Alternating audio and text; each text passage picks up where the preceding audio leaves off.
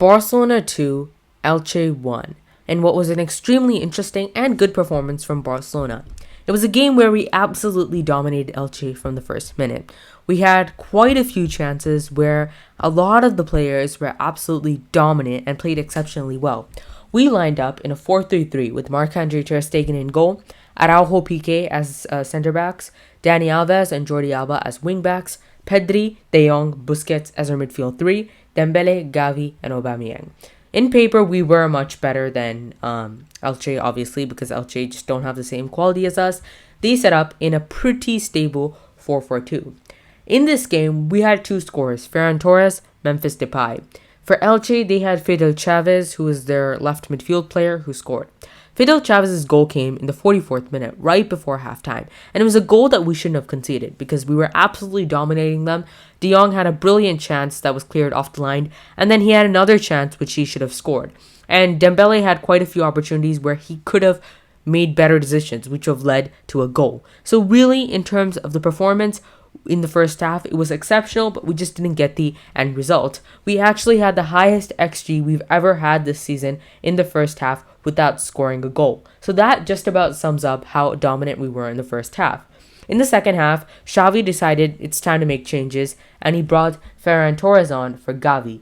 Gavi, it's not that he was bad, but he wasn't that out-and-out winger that we needed, and so Ferran Torres was brought on. And honestly, I could not predict how much of an impact he had in that second half.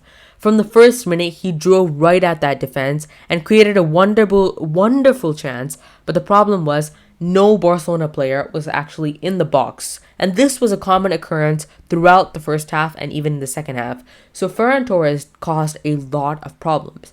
The other thing that he did was he had a lot of directiveness.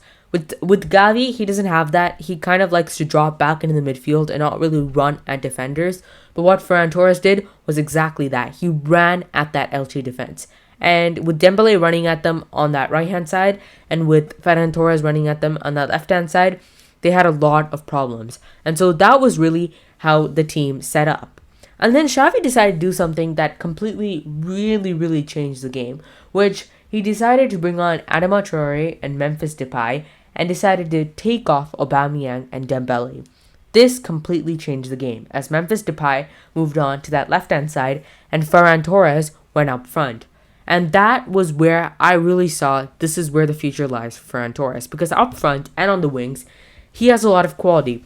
But today up front, what I saw was amazing movement. The movement of Ferran Torres is what makes him that special player.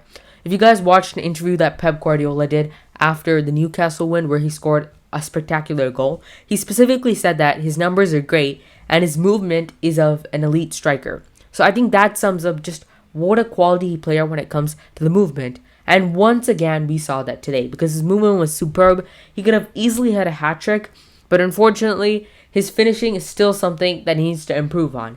And I think the question we're all asking as Barcelona fans is, does he need to improve his finishing, or is he just not confident in front of goal? Because both of them are crucial questions to ask and huge problems that we must solve.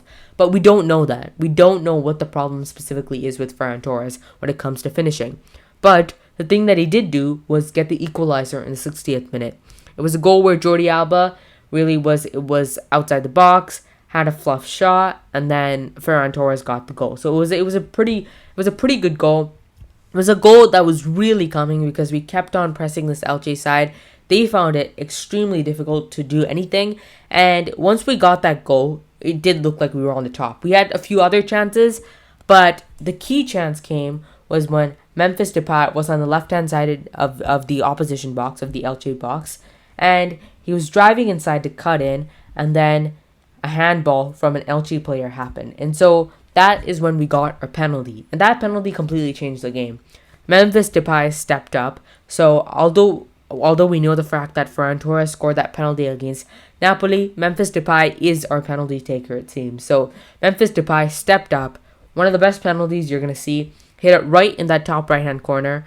And it was a brilliant goal from Memphis Depay. And that saw Barcelona lead 2-1. And that is exactly the result that we needed, because in a lot of performances similar to this one where we were unlucky with the goal by the opposition, we didn't have that intensity or the mentality to get back and actually win. today we had that, and that was the important thing. An interesting thing that I always saw was back in November or December when Xavi's Barcelona faced Real Betis. Betis scored.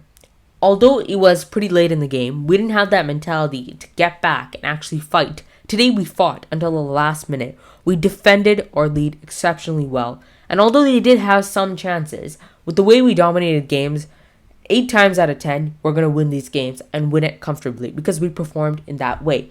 So I think for Barcelona fans that are thinking, oh no, we're struggling this much against Elche, I don't think that's a problem. I think in the summer, once Christensen arrives, which is looking extremely possible, and once Kessie arrives in the midfield, because that midfield, the defensive midfield spot does need some energy, and we saw that once Nico came. But when we have more reinforcements in midfield and defense, we're going to look completely different. Because from a person that's watched Andres Christensen, he's amazing on the ball, similar to Gerard Piqué. Maybe not at the same level, but exceptional on the ball as well.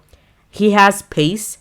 He's much younger, and he's defensively superb. So I think bringing him into this team is going to be essential for us. And I think overall, it was a very good Barcelona performance.